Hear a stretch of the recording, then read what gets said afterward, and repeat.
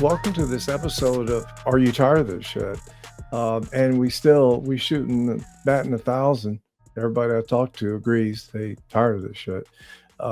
So today we spoke with Councilman Freddie King of District C, who's running for re-election. He had a lot to say. We asked him about outcomes and how he sees things and what's important to him. So I've encountered Freddie many times. It's the most I've ever heard him speak. So take a listen. Coming right up. Hello, everybody. Welcome to the next episode of Are You Tired of This Shit podcast. And it's 100%. Everybody agrees they tired of this shit. We're welcoming Councilman Freddie King, District C councilman who's running for re-election this time. And again, I'm bringing up the issues I've been consistent with is how we get better outcomes for the citizens of our city. I really want to advocate for the citizens and the spirit and the soul of our city, which is so important. So, Freddie, one thing we've had low voter turnout, and a lot of people have talked about it, and people feel helpless or hopeless. One thing I've heard a lot is people say, "Well, look, it doesn't matter who I vote for; nothing changes." And honestly, instead of, being critical of them for not wanting to be more engaged, I've done a lot of reflection and thinking and realized, they're 100% right. I mean, what we have today is the score. The score of our game is what you see, the condition of our city, the dysfunction of something very important, sewage and water board. We have little bright spots here and there, but there's never been much consistency. So and I have to say, let me just keep it to the post Katrina period because everybody knows that. And honestly, I think the management of the city is the second biggest disaster after Katrina because it's not random. We have consistently poor outcomes. What do you think's behind that? I mean, what? Why? Because you know, people who travel to other places and other cities they have better we don't our people shouldn't have to have what they have. So and again, I'm this isn't about blame. It's about being honest about where we stand and how to move forward. So why are those people right? Doesn't matter who I vote for, things never change. Well, I've heard that, and I could understand why people say that, and that's not something that I only hear in New Orleans or in the state. You see that nationally.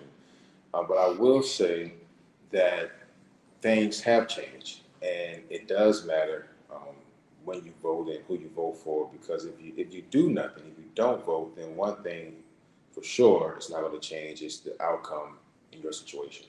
But if you do vote and take some time to look at the people who you are voting for and hold those people accountable, you definitely will see some change. So not bragging on what I've done, but just give you some examples of change that I've brought to the table that I can say this was not here before me, or this situation hadn't changed before me. Something very simple, looking at the push cart monopoly in the French Quarter that was there for 50 years. So for 50 years, only one company could own and operate a push cart in the French Quarter. Under my leadership, that has changed. Now you may say, well, that's only important for people who are interested in that, but that's something that has changed. You get the right people in office who care about those issues that affect everyone. We also have under my leadership a $15 million upgrade in NORD facilities in Algiers. So before I came along, there was always talk about these projects happening. There was always renderings and drawing, but it took that real leadership to say, and partnership. Can't overlook the partnership with NORD and their leadership and say, let's get these projects online. So now in Algiers, you have a $5 million redeveloped baseball stadium. So for the first time in Algiers, you have college sports being played because that stadium is now home to Xavier University's baseball team. You have a $5 million renovated indoor swimming pool. So for the first time in the history of Algiers, you have a year-round swimming pool that's used by the elderly, that's used by the young, that's used by whether you're black, you're white, whatever nationality, is used by everyone. So those are just a few things that has changed. We'd love to see more change, yes, but to say that nothing changes, I don't like to use absolutes, but when you don't vote, nothing will change in your situation. Um, but when you do vote and you get out there and you hold those elected officials accountable, that's when you really will see change. And it may be small changes in the beginning, but it will grow into larger changes. Well, you mentioned a couple of things I want to follow. One's the French Quarter, and two's about.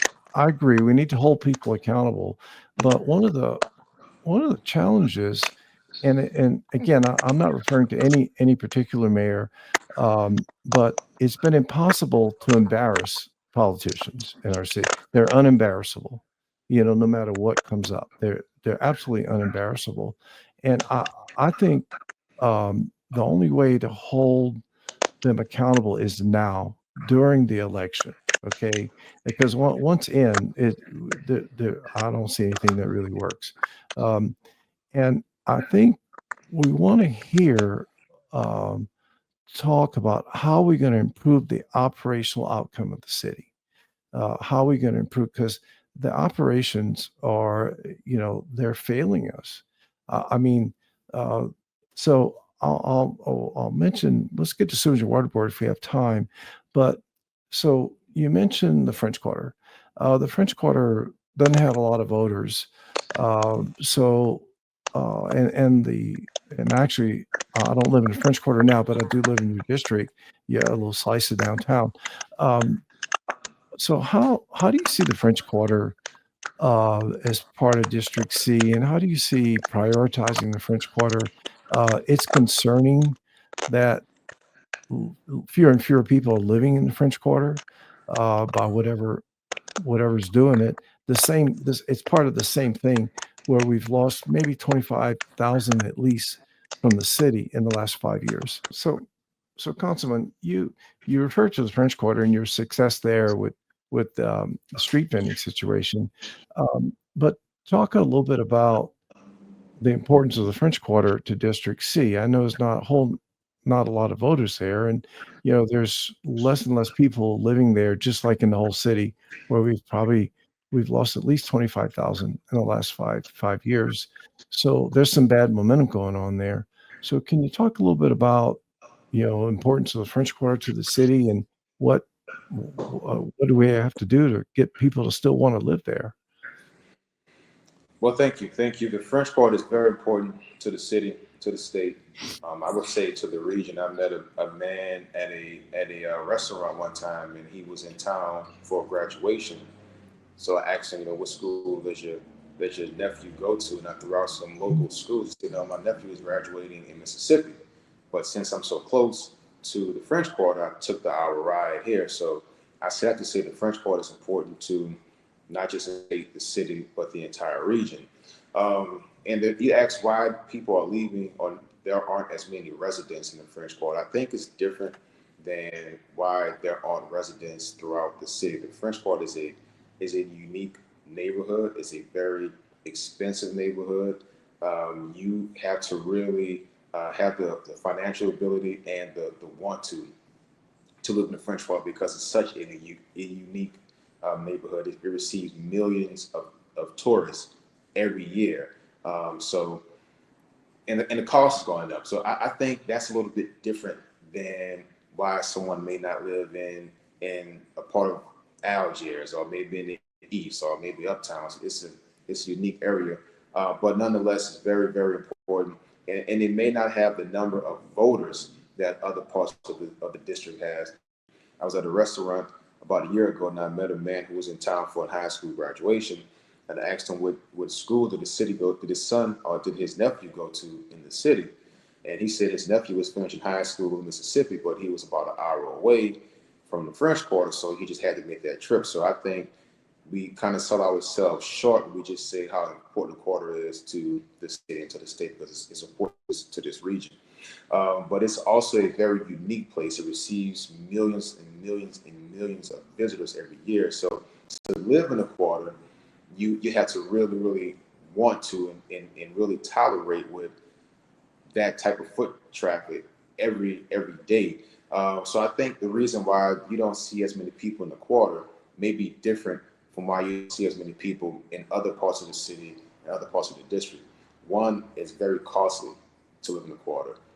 It costs, the mortgage is high, the rent is high, and it's a very unique neighborhood. You have to want to tolerate certain things that you won't have to deal with in other parts of the city with, again, the foot traffic, the touring, the tours that happen, the vehicle traffic. So look, it's important, and it's important that it is protected. Um, you want to protect every part of the city, that goes without saying, but something that's important is the French Quarter. You have to give it a careful eye. For instance, with the trash situation, that played out in public for a long time. And people say, well, Mhm. why is the French Quarter requiring everyday trash pickup? If you miss one day of trash pickup in the French Quarter with all the people who are visiting the quarter, you wouldn't want to be there. It wouldn't be beneficial for the restaurants or for the residents of the quarter. So it is an important place, and we definitely have to protect it. The population is not big, but it never was big. But it's definitely a place to. It's definitely the crown jewel of the state. Yeah, I mean, look, I think there's no doubt about that. I mean, people come to New Orleans because of the French Quarter. Yeah. It's probably the you know biggest reason by a long shot. Um, so again, city operations. I mean, you mentioned trash. Mhm. Every place else, know everywhere. There's twice a week trash. Out Sure. in the house parts of cities, and we have once a week. And I have a friend that Glade Bilby, in the French Quarter. He's very active with trying to with civic matters there, trying to get things straight. And um, a lot of them are frustrated with the outcomes of the city taking care of things like well, trash was one of them, Mhm. like painting curbs, following parking rules, etc. So they have the French Quarter Management District set up where they could do a little bit more of self-governance. So looking at outcomes, do you think the French Quarter is better off with French Quarter Management District having the resources to do that work, or you think cities should have those resources? What are your thoughts there? I think the French Quarter is better off with the FQMD, French Quarter Management District, taking care of certain things like streetlights. We gave them the Mhm. ability and the finances to take care of their own streetlights. Once they stepped in and the city stepped out, they got their streetlights fixed at a much faster rate. The speed of government is very, very slow, and sometimes you need things done at a faster rate than the city can do. So that's one example. Another example is this French Quarter trash pickup. The city got involved, and it made things kind of messy, and with the help of State Senator Harris, Jimmy Harris, it was able to get funds to step in and take care of that themselves. So now the whole trash issue has, at least for now, has been put to bed, and they're moving faster with their trash pickup. So I think there are certain situations, certain times when you definitely want to have the private sector step in because they can move faster. There's not as much red tape. There's not as many red tape. I'm gonna just leave it at that. Mhm. Hoops and hurdles to jump through and over to get things done. As far as I always say that the small things equal up. Small problems turn into big problems. So I was a big advocate for cleaning up the quarter as it relates to the vending. You had people selling Jello shots and selling food on bourbon and throughout the quarter and selling edibles, selling drugs on bourbon, and we were successful for a while in making those sweeps, but it kind of fell off, and I don't want to put the blame on a particular department or depict a particular part of city government for falling off, but those small things, while it may not seem important at that moment, uh, those small things can add up. I'll give you an example. I talked to a owner of a very prestigious and traveled hotel, and that individual said, "You'd be surprised the amount of folks that come to my hotel, 1 o'clock in the morning, 2 o'clock in the morning. They've passed out. They can't breathe. They're shaking, and the last thing they took was something they bought on Bourbon Street from an illegal vendor. Was something they ate off of Bourbon Street from an illegal vendor." So when people say, "Hey, having those vending suites, that hurts the small guys' pockets and the economy, and that takes away from the culture." At the same time, you have to have that balance and realize rules are in place for a reason, and we're not just taking your ability to make money away. We're giving you that ability with that push cart legislation that we passed a couple of years ago. But at the same time, we have to keep our visitors safe. We have to keep our residents safe. We had to make it an even playing field for those people who have the legal push cart vending credentials. So we don't want people just selling stuff on Bourbon Street in the French Quarter without any guardrails, because again, it may seem like a small thing to let them do it, but once you keep letting those small things build up, now you have a big problem. And something else that folks don't realize is if you're selling, we've seen this. We've actually seen this in the Meriden neighborhood on Frenchman. When someone finished grilling, when someone finished cooking, what do they do with the trash? We've got this on film. They throw the trash in the drain. And now you say the drain's clogged. Well, why is the drain clogged? It's full of trash. It's full of trash. So I'm not saying that's the only issue that's clogging the drain. I'm saying how small issues stack up and they add up and they become big issues. You're 100% right. Look, I've been, it's indicative of city operational failure. And it's going to take a lot of resources to get it straight. I basically, myself and a lot of friends and a lot of people I know, I used to live in the French Quarter at one time. I avoid it now. And, I have an event or something. I've been there a couple of times and I've seen everything you talk about. I've seen drug dealers not even trying to hide the weapon in their pocket, and I guess now it's all legal. So concealed carry, but the whole problem in terms of value destruction spirals. Okay. Once you have the wrong activities, the wrong people show up. And when all the wrong people show up, it keeps all the so-called right people out. It's a repellent. So, I think we have like too many t-shirt shops, certainly all the illegal street vending, whether it's legal products or not. It's just anarchy. It's just anarchy. We have too much anarchy there. And I know, I hear about, we got rid of, 50 guns this weekend. I can promise you they're back a couple of hours after they taken. We know that. And the whole subject of vice and how much do we need, we're always going to have some, but I don't think we need as much. That's another topic. So let's go to another topic that I don't think that without improving the outcomes of the sewage and water board operations, the city can get where it can recover. I think it's regressive. It's very regressive, the outcomes. I think they hit the least fortunate the most. And, certainly with the garbage contract, we have some contracts, they don't get awarded until the right people right person has the contract. Okay. And so looking at sewage and water board, the outcomes tell me exactly what's going on in the inside. I think there's a lot of good, hardworking people there that don't have good management. The sewage and water board, I think, why is it there? Why isn't it the water department, public works? It's there to give political power to the mayor and to get the mayor reelected. That's the main purpose of it. It's a shame, and something needs to be done about it. So who's going to have the stones to get up and say, I want to change the governance of the sewage and water board. I want to get rid of political management and all the little fiefdoms and kingdoms and games that are played inside where we don't see clever solutions. We just see political coverage.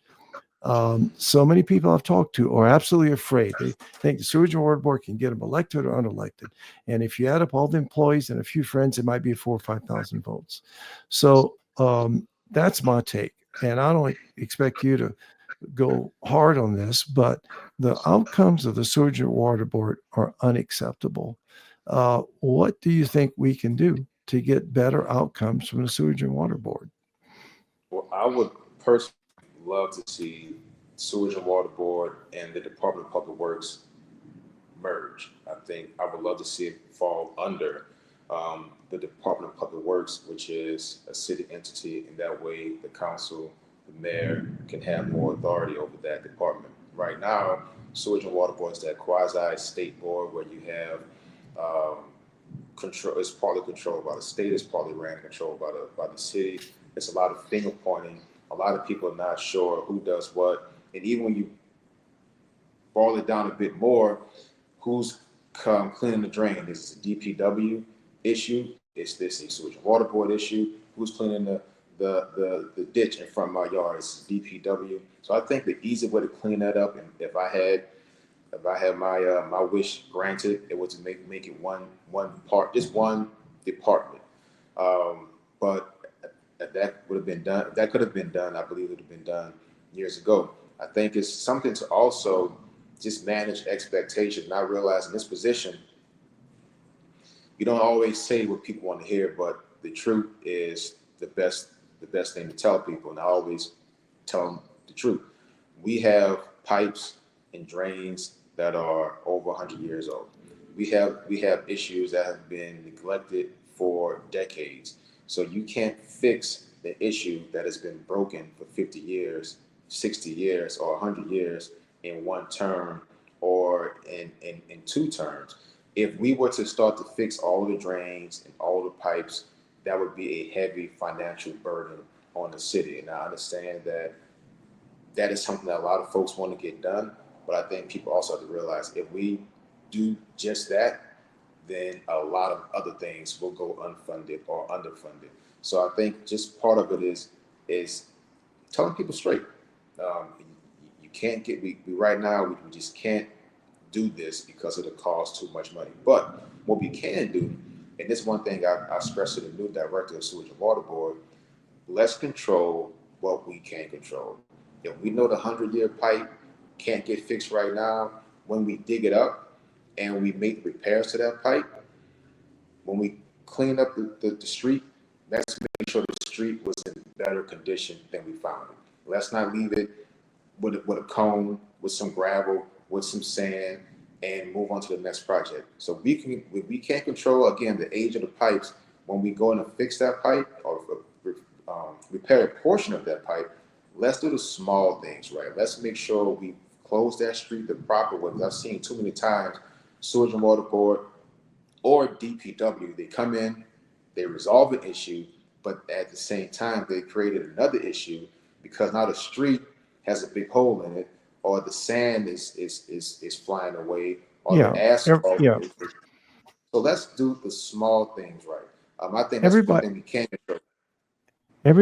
everybody knows that. My Yeah. personal take is that the as you pointed out, the resources needed to get this turned around, because it's expensive to fix all the things the way we're fixing them, but it's also very expensive when a bunch of people get flooded back into poverty, business Yeah. people, etc. That's pretty expensive too. I honestly think, but it's the sewage and water board's a political landmine, and it's going to take some risk taking and some forward thinking people to come forward with a change in governance. I really don't think you could make it a city department right now with the dysfunction there and the dysfunction in the city. I think No. the sewage and water board would have to get tucked up. What my plan would be, you have to get the governor, you have to get the Baton Rouge delegation from the city together, and you have to change the governance, because the mayor's the chief executive and the mayor really runs the whole thing, or doesn't. And friends of the mayor run the whole thing, with political cover. Everybody knows this, but so few people are afraid to say it because they're afraid, oh, it's like a third rail, you can't touch the sewage and water board. But I don't see the city turning around without it. There are solutions. We're not the only old city. There's a lot of old cities in Europe that had old infrastructure. There's some in Southeast Asia that have had soft soil. There's some in the Netherlands that are below sea level that are old. It's going to take world solutions, world thinking, and big resources. And we can get those resources if we didn't waste them. We have a history of wasting resources for 20 years after Katrina. And we're going to do it again with everything run for political coverage and political BS. And we're going to get bull gas. Bull gas is my combination of bullshit and gaslighting, where we can be told, oh no, everything's better. But the people know better. And our people deserve better outcomes. And we deserve more transparency. Transparency. Would you be for having or how would you get people that interact with City Hall treated like customers? Us citizens own the city, and we'd like to be treated like customers instead of like we're annoying somebody when we interact with the city. We'd also like for like permits we can track them online. Everybody else has this technology, and yet we have some Byzantine system where, oh, I don't know where it is, and et cetera. It affects our local business. Our best economic plan is to stop businesses from leaving before we think we can play some offense. So that's my thoughts. I'm just wondering how you think we can get somewhere on that, and what's it going to Well, take? the permitting process has been, has been a problem for quite some time. One of the first things Forever, that I did, hmm? forever, quite some time. You're Forever. right. One thing I did was create a task force to address some of the permitting issues, and some things have been implemented to make the process a bit easier. It frustrates me when I speak to a grocery store owner, and I tell him about, let's say, in Algiers Point, in the old Algiers area, where it's a bit of a food desert. Some people have to go to Gretna for the closest grocery store, or may have to go down during the Gulf for the closest grocery store. And I talked to a grocery store owner, and he said, "Look, I know it's a food desert, and I would love to enter into that old Algiers area." He said, "I just don't want to deal with the city and the permitting issues, or just deal with the red tape in City Hall, because right now I'm fighting City Hall for my permits in the grocery store that I invested millions in another part of the city. I just rather go to another parish where it's easier, where Mm-hmm. they're more friendly." That frustrates me when I hear that. When I hear of a small business in Algiers that's saying, we are looking to close down because the hoops and the hurdles are just too much. We're just tired of dealing with it. That's frustrating. So as a small business owner, I think it's time to really take a look at safety and permits. And I'm not putting the blame at the feet of safety and permits solely, but let's look at what makes sense, what doesn't make sense. Mm-hmm. Just be the last 7 words of a dying business or entity is, we've never done it like that way. We've never done it that way before. I hope that's 7 words. But when you keep saying we just haven't done it like that, you're not going to grow. And I look at places like downtown Gretna, where my office used to be located, Mm-hmm. and they in the past 5 years have exceeded what we have on the west bank of District C. Why is that? What are they doing that's inviting so many new businesses, that's keeping businesses, and having people say, hey, that place is a place that we want to go? I think we have more to offer, not knocking our neighbors right across the border in Gretna, Mm-hmm. but we have more to offer, I believe, in Algiers Point, in old Algiers, being a short ferry ride from the French Quarter, from Meriden, from Bywater, from the entire East Bank. Why can't we attract some of those small businesses, some of those larger businesses, just some of those business period? And I think one of the reasons are definitely too many hoops and hurdles, too much red tape. Mhm. I've heard it directly from business owners' mouth. They just don't want to deal with the second floor Yeah. shuffle, as they call Yeah. it. No, it's a market. Look, it's a market, and the path of least resistance to get a return on investment done often come through Orleans Parish. Um, we mentioned earlier losing citizens is like a patient losing blood in the emergency room, because there you go, the businesses, the critical mass for things go away. Um, as a council person, what are maybe the top two or three things that you can do to stop our loss of citizens? And so that excludes insurance. Insurance is big world markets, and Yeah, the state and laws. So you as a city council person, what's your plan to stop us from losing population in terms of things you can do, legislation you can right. promote, or things you can get together with other council people? And what are your thoughts on that? Well, one thing, the state is losing people Yeah. as a whole. I have a close friend. His daughter um, went to school out of state, came back for a little while, and said, "You know what? I'm going back because there's just not much for me to do. There's not much opportunity. Things cost too much, and the opportunity to make the money to pay for for the cost of living just doesn't add up." Um, I have an idea. This is just me thinking out the box. I'm not sure if it's doable or if it's not doable, but I just have this idea. So just hear me out. Right now, a lot of focus is being placed on.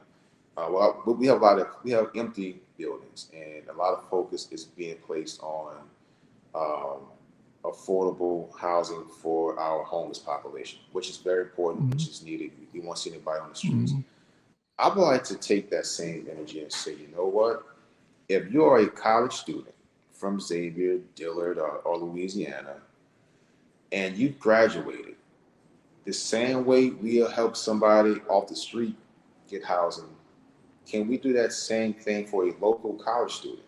So now we're keeping our talent, and we're keeping them, but we're giving them, let's say, 2 years rent free, or 2 years some type of subsidized rent, where you're working in New Orleans, where you're working in the metro area. So let's just play it out. You graduate from Xavier University, you say, you know what, there's this program in the city of New Orleans. I can get an apartment for free or for $500 a month for 2 years. I'm going to stay here for 2 years. I'm going to work on my craft. I'm going to work in City Hall. I'm going to maybe start a family. And now you have that person invested for Yeah. the long time, and you see more of a return on your investment. That's just an idea I've always been kicking around in my head. Can that happen? I would love to see it happen. That's just an idea. I think it's a great idea. Look, for anyone starting out in life to have some kind of a head start. I mean, there are cities, there are some cities in some states that will pay people to move. For example, it doesn't matter your income. The only caveat to what you're saying is that if we did that, the most likely good job might be in Jefferson Parish, you know. So if we somehow had the jobs to tie to that, I see it like a sports analogy. Before we talk Mm-hmm. about a fancy offense, we have to learn to dribble. And I see the city failing down on the basics. It's like there's no air in the ball, and you're going to have a challenge to make some progress against a lot of bureaucratic inertia and a lot of political inertia. My little editorial. I guess we wrap up with this. Now I want to let you have some comments because we're here to interview you. I'm not really here to interview myself, but I just think that politics, we have the least worst form of government. You get elected by having friends and voters and supporters. But I think we should introduce the concept in New Orleans city government of having policy separate from politics, because I see people get elected and use all the perks and powers of being in office just to get elected again and not really to take care of the people's business. And that's why we have the outcomes that we have. There's a challenge. The city is run by the chief executive, by the mayor, and they have all the operational authority. But the council needs to do what they can to get the right things to happen. And I think it's been run till it's broke and run some more. And that's why it's in the condition it's in. And we have political, cultural issues. And we don't have, this happens in other cities in the country too, but we don't have the big, giant corporate wealth that other cities have to overcome it. And so I think we're on a bad downward trend. There's horrible downward momentum. It's got to be stopped. And so, because we definitely had the most special people and the most special culture and the housing stock. We are a gem of a city, and it's a shame. But my last thought is that we need a team New Orleans. We have to have people leading our city who can get everybody in New Orleans together. And I hear the party stuff. It's like, okay, we're bailing. You want an independent bucket to bail, or a Republican or a Democrat? That's all meaningless. It means stuff in Washington, a little bit in Baton Rouge. We need to be in the pragmatic party, whatever works. So, so talk about what you think can be done to get a team New Orleans where the various people, whatever color you are, religion you are, club you're in, we're in Club New Orleans, Team New Orleans. And I think if we don't have that, we're not going to be able to overcome the big challenges we have. So, and it's a little disappointing to me in this political season. I'm seeing everybody refer to their little cliques and niches and like junior high playing these political games and all the negative stuff. I think we need to hear a plan and a unity plan. So, what? Let's talk about that a little. Let you wrap up with that because that's the good news. Oh, thank you. That is some good news. So I would say I'm not a negative campaigner. I've my second election. I don't believe in taking shots at somebody, even when they're taking at you. I'm the incumbent. I get them taking at me, but me responding and that doesn't do anything but take away me from energy from me, saying who I am and just speaking about myself. So I've never been. I'm speaking about what I've done. So I'm not a negative campaigner. When you say Team New Orleans, I was speaking to a criminologist the other day, and he said something that I've been believing, and people say it, but we don't put it in action. You see, when you address the most vulnerable person or most vulnerable people in most vulnerable neighborhoods, everyone will succeed. Everyone will do better from that. Mm-hmm. And one thing I don't see us doing as a whole, that's in government, that is in the private sector, that is people in their everyday lives. We don't address, we talk about it, but we don't address those who mostly need help. And that demographic hasn't changed for decades. And when you did see that demographic help, I'm talking about the young black youth in our city. When Mm-hmm. you in the 90s, when we invested in NORD and we helped those kids get better opportunities, you saw crime go down and the city was kind of going in the right path. But when you don't invest and you ignore, so we can put all the money in the French Quarter. We can make sure the French Quarter and Meriden and Bywater and Treme, I'm naming District C resident Mm-hmm. neighborhoods are pristine and clean. But on the outskirts, outside of those neighborhoods, if they're filled with have-nots, then those people are going to come into those neighborhoods and make sure that they get what they need to survive. But if you take care of the people on the fringes as much and as well as you take care of the people in those nice neighborhoods, then everyone wins. And how do you do that? You have to invest in those communities. You have to invest in those playgrounds, in those parks. Um, it's going to take private dollars as well as public, because there's no city-owned grocery store. There's no city-owned um, restaurant. We have to get people to invest in our city and invest in our kids. I for one, do what I can in my small limited role as one council member. Every summer, I'm hiring kids to come and work in my office so they can see, one, how City Hall works, sometimes how City Hall doesn't work. They can see what a professional looks like walking down the hall in City Hall. They can see, quite frankly, how a professional does because everybody in City Hall, but they just get exposed to more stuff. But if we can just look up I think our most vulnerable demographic, which is our young, call it is, our young Black youth, then Yeah. you'll see everybody coming. And you do a lot of great work. You realize this, it takes Yeah. private and public dollars. That's when that's that rising tide that lets all shift. But when we're just focusing on permits and we're just focusing on my streets, um, all that's important. All that's important. But I always say this, and I'll end it with this. You don't have time to worry about your permits or your streets when you're in a hospital bed or worse. So we need to make sure Yeah. we take care of our most vulnerable population first. Well, no, that's a real good point. And, you know, for 3 years, I've been engaged inside as a volunteer at Heroes of New Orleans and Algiers. And of course, real biased. Greg Gravy's a dear friend. And I think he's tied for the very best, or if not the very best in this space at what he does. He's a total rock star with his approach at Heroes. And you know, we would with our youth, we're failing our youth in the city, and I think we're better off with high achieving nonprofits maybe managing some facilities than city bureaucracy, and a lot of other people agree with me. Right. And the other thing is, it would be great if the city could show some leadership and be consistent with youth programs.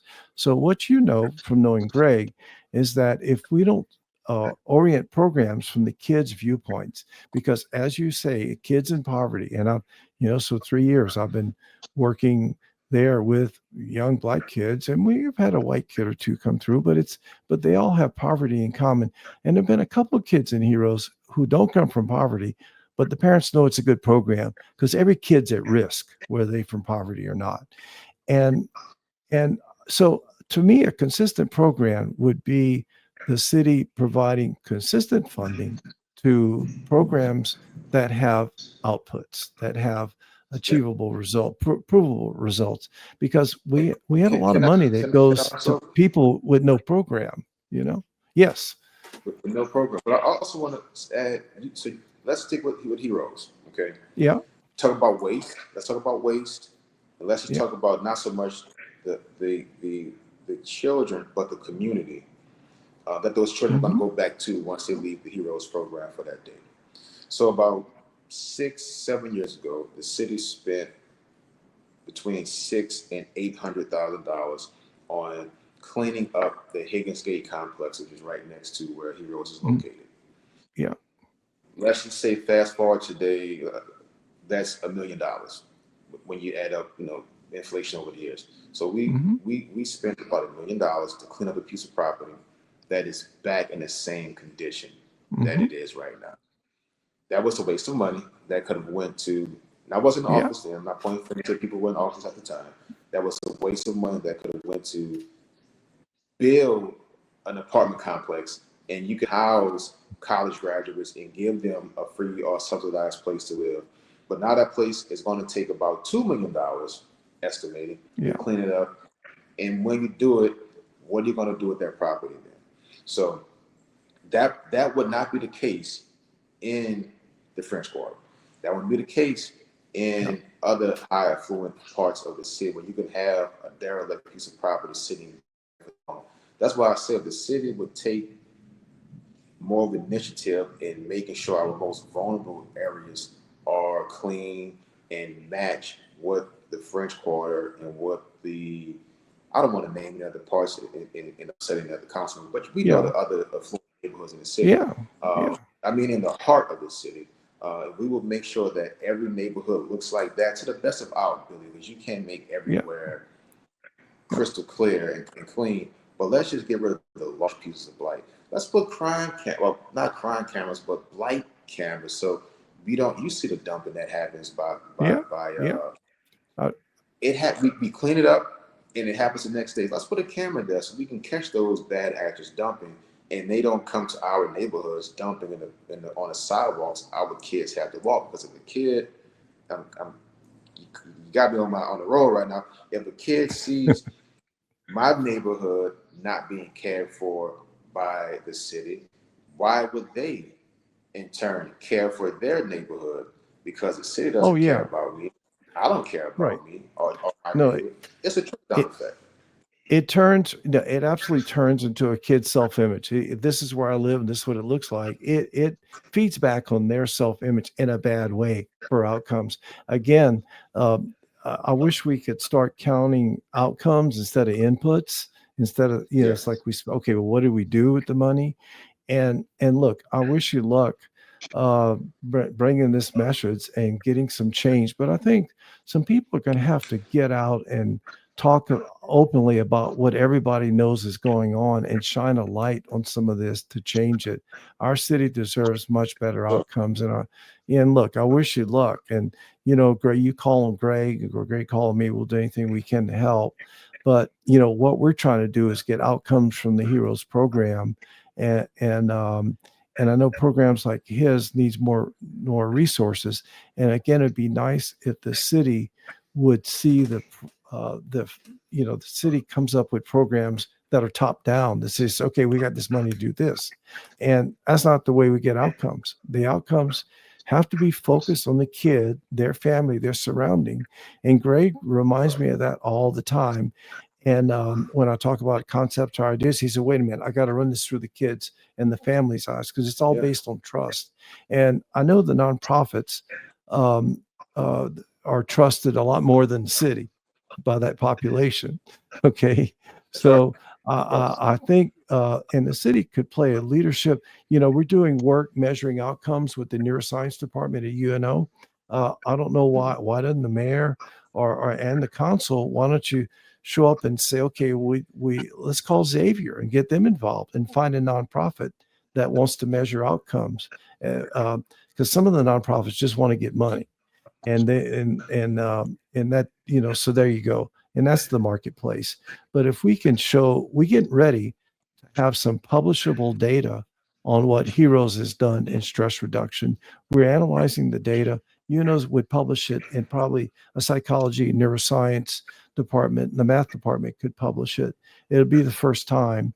And I don't know why we couldn't be a center of excellence in dealing with poverty, but because we measure outcomes on everything. When you buy something from Amazon, there's this the whole dashboard behind of data. So with data, we can learn what we're doing. And I hope the city, once we do this, I hope the city can get behind other universities teaming with other nonprofits, and we share best practices, and we share a toolkit to measure outcomes.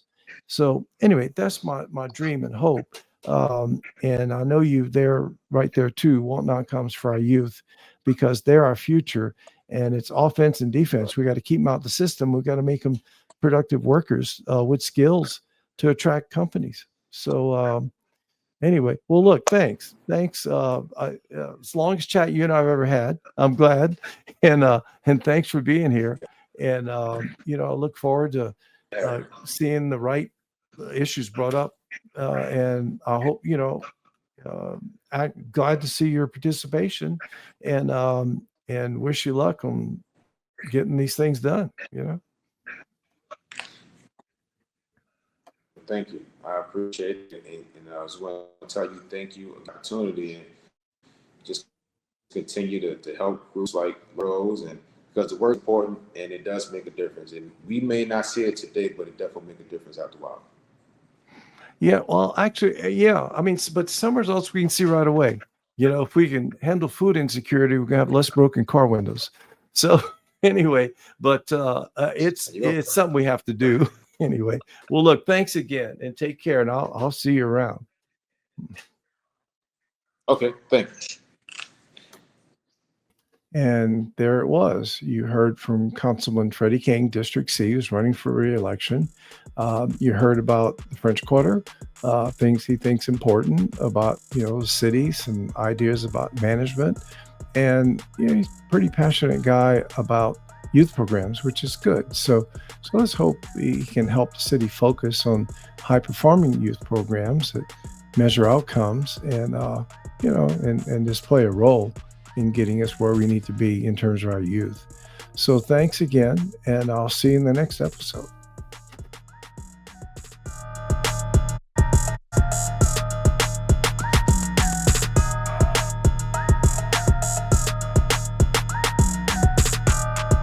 This has been a BAM Network production.